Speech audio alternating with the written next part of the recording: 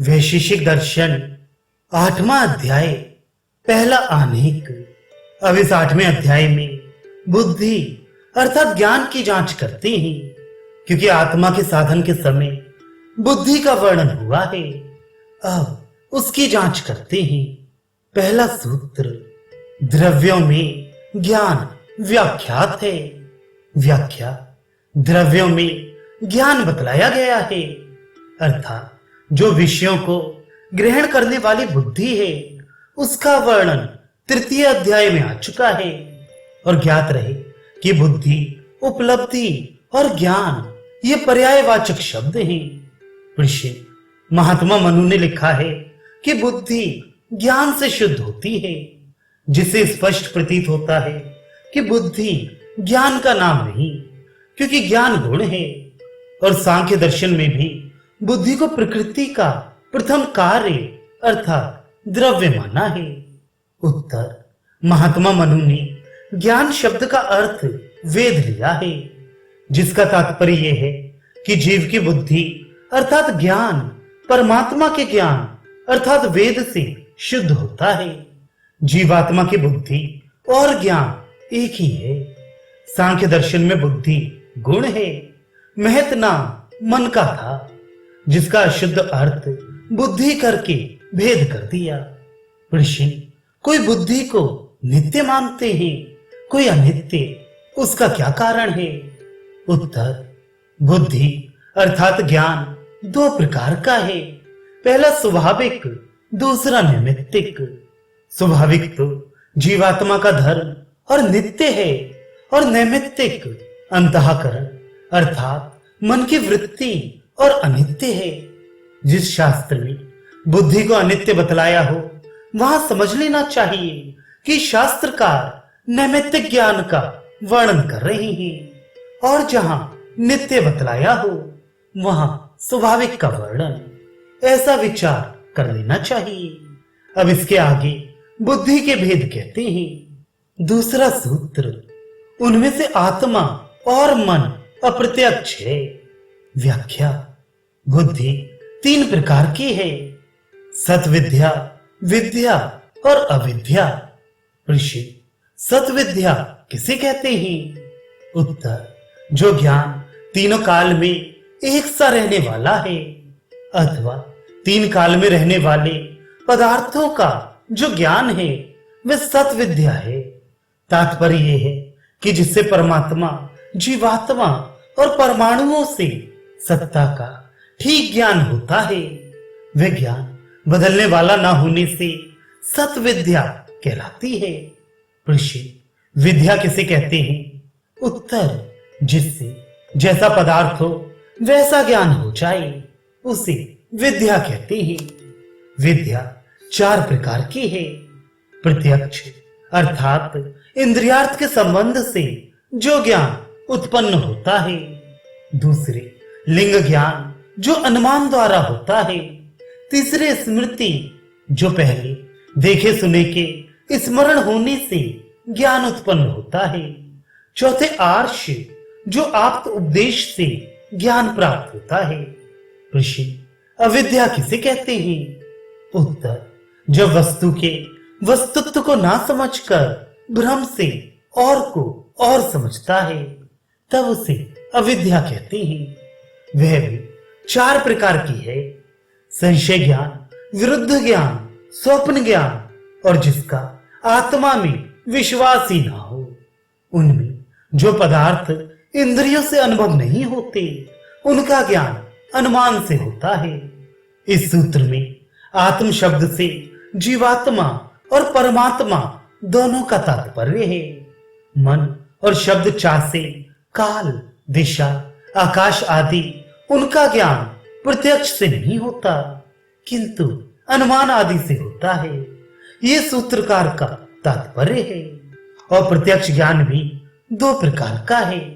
पहला योगियों का, दूसरा अन्यों का। योगियों का ज्ञान पदार्थों की ठीक ठीक योग्यता का बतलाने वाला होता है, और अन्यों के प्रत्यक्ष में भी अशुद्धि होना संभव है। औरों का प्रत्यक्ष अशुद्ध होना किस प्रकार संभव है? उत्तर, औरों के प्रत्यक्ष के वास्ते इंद्रियों के अतिरिक्त सहायकों की आवश्यकता है। यदि सहायकों में कमी है या वे ठीक नहीं तो ज्ञान में अशुद्धि हो जाती है। जैसे थोड़ी रोशनी और अंधेरे में रस्सी को सांप जानते हैं, तो आंख से सहायक रोशनी की कमी के कारण से यह भ्रम हुआ है, किंतु योगियों को सहायक की आवश्यकता नहीं होती। इस वास्ते उनको ज्ञान ठीक पूरा कहलाता है। प्रश्न, सर्वज्ञ हो सकता है या नहीं? उत्तर, पुरुष से तात्पर्य जीवात्मा परमात्मा दोनों हैं। परमात्मा सर्वज्ञ है। जीवात्मा किसी अवस्था में एक देशीय होने के कारण सर्वज्ञ नहीं हो सकता। योगी तत्वज्ञ होता है और सांसारिक जनों में विरुद्ध ज्ञान भी हो सकता है। और इतर जनों का प्रत्यक्ष भी दो प्रकार का है, एक संशय युक्त, दूसरा संशय रहित। जो संशय युक्त है वह तो प्रमाण ही नहीं, जैसे रस्सी में सर्प आदि। तीसरा सूत्र जहां ज्ञान बतलाया है वहां ज्ञान की उत्पत्ति का प्रकार कह दिया है। व्याख्या, ज्ञान जिस कारण से उत्पन्न होता है और जिस प्रकार उत्पन्न होता है उसी प्रकार का ज्ञान कहलाता है। अर्थात जिस विषय का ज्ञान और जिस प्रकार का ज्ञान हो और जिस धर्म वाला ज्ञान हो, उसके वर्णन करने में उसकी उत्पत्ति के कारण को साथ लेकर वर्णन होता है। जैसे चक्षु द्वारा जो प्रत्यक्ष होता है उसका नाम चाक्षुष प्रत्यक्ष है। इसी प्रकार और भेदों में भी विचार लेना चाहिए। प्रश्न, उत्पत्ति की विधि किस प्रकार की है? चौथा सूत्र, इंद्रियों से संबंध वाले गुण और कर्म में ज्ञान की उत्पत्ति का कारण द्रव्य होता है। व्याख्या, रूप आदि गुण और उत्क्षेपण आदि कर्मों में जो ज्ञान उत्पन्न होता है उसमें द्रव्य कारण है। गुण और कर्म द्रव्य में उत्पन्न ही अनुभव होते हैं। बिना द्रव्य के अकेले गुण कर्म का ज्ञान कहीं नहीं होता। द्रव्य का अनुभव योग्य होना भी कारण है।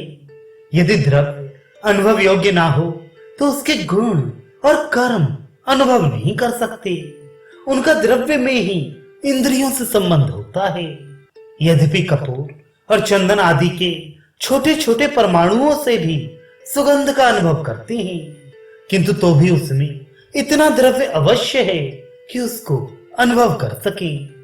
यद्यपि शब्द के मालूम करने में द्रव्य अनुभव योग्य नहीं है, तो भी द्रव्य में रहता हुआ ही शब्द मालूम होता है। आकाश से पृथक शब्द का ज्ञान नहीं हो सकता। प्रश्न, जो संबंध प्रत्यक्ष नहीं उसकी कल्पना क्यों करते हैं?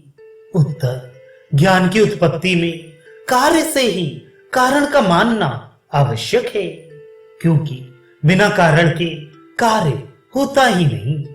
ज्ञान के उत्पन्न होने की और विधि बतलाते हैं। पांचवा सूत्र, सामान्य विशेषों में सामान्य विशेषों का अभाव होने से उसी से ज्ञान होता है। व्याख्या, सामान्य और विशेष्य द्रव्य गुण और कर्म में स्थित अस्तित्व जो उनकी सत्ता को महसूस करता है, चुनता है, फिर उन द्रव्य गुण कर्म में भूमि जल आदि में रहने वाला अस्तित्व जो सामान्य द्रव्यों से चुनता है।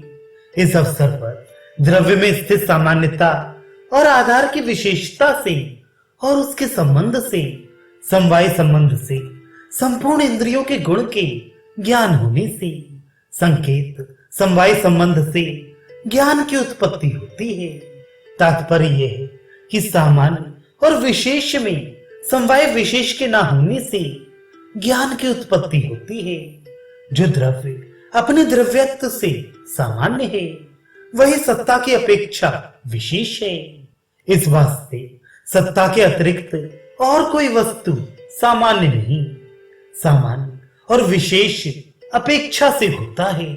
यह अपेक्षा ज्ञान से संबंध रखती है।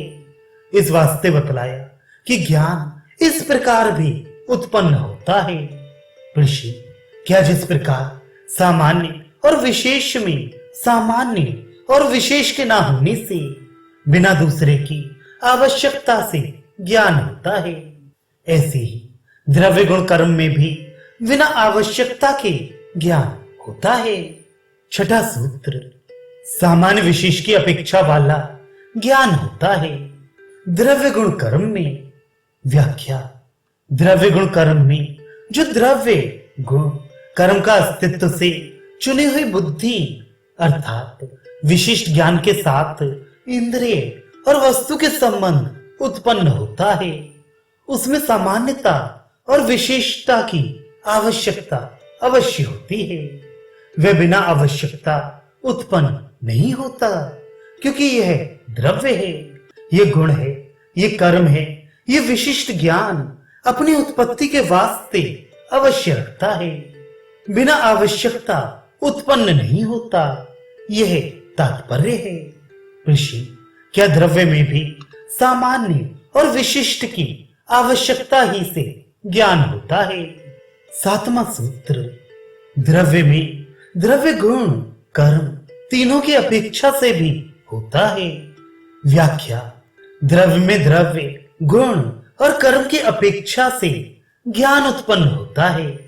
जैसे किसी ने कहा कि घंटे वाली सफेद गाय जाती है, इसमें गाय द्रव्य है, घंटा उसमें विशेषता उत्पन्न करने वाला है, और सफेद गुण है और जाना कर्म है। इस वास्ते विशेष को जाने बिना विशिष्ट का ज्ञान नहीं हो सकता, और ना ही संबंध के बिना विशेष्य हो सकता है। तात्पर्य यह है कि द्रव्य ज्ञान में द्रव्य गुण और कर्म की आवश्यकता रहती है, बिना उनके द्रव्य का ज्ञान नहीं होता। ऋषि, क्या गुण कर्म के ज्ञान में भी गुण कर्म की आवश्यकता है या नहीं। आठवां सूत्र, गुण कर्मों में गुण कर्मों के अभाव से गुण कर्म की अपेक्षा वाला ज्ञान नहीं होता। व्याख्या, गुण कर्म में गुण कर्म के ना होने से उनके ज्ञान में गुण कर्म की आवश्यकता नहीं, क्योंकि गुण में विशेष गुण के ना होने से और कर्म में किसी विशिष्ट कर्म का ज्ञान नहीं होता। इससे स्पष्ट प्रतीत है कि गुण कर्म के ज्ञान में किसी गुण कर्म की आवश्यकता नहीं। ऋषि, गुण कर्म के अनुभव होने से गुण ज्ञान और कर्म ज्ञान होकर उस कर्म की और गुण की आवश्यकता क्या नहीं है। नौवां सूत्र, श्वेतता के समवाय वाले द्रव्य की श्वेतता के कारण से और श्वेतता के ज्ञान से श्वेत का ज्ञान होता है। ये दोनों ज्ञान आपस में कारण कार्य हैं। व्याख्या, समवाय संबंध के न होने से गुण कर्म के ज्ञान में गुण कर्म की आवश्यकता नहीं। जिस प्रकार द्रव्य में द्रव्य गुण का समवाय संबंध से रहते हैं, ऐसे ही गुण कर्म में गुण कर्म समवाय संबंध से नहीं होता। इस वास्ते उनके ज्ञान में गुण कर्म की आवश्यकता नहीं।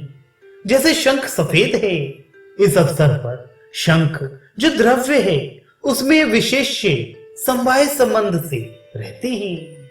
इस वास्ते शंख के ज्ञान में उसकी आवश्यकता है, किंतु गुण कर्म में कोई विशेषता नहीं रहती, क्योंकि विशेष्य के साथ विशिष्ट वस्तु का ज्ञान ही विधि ज्ञान का कारण है।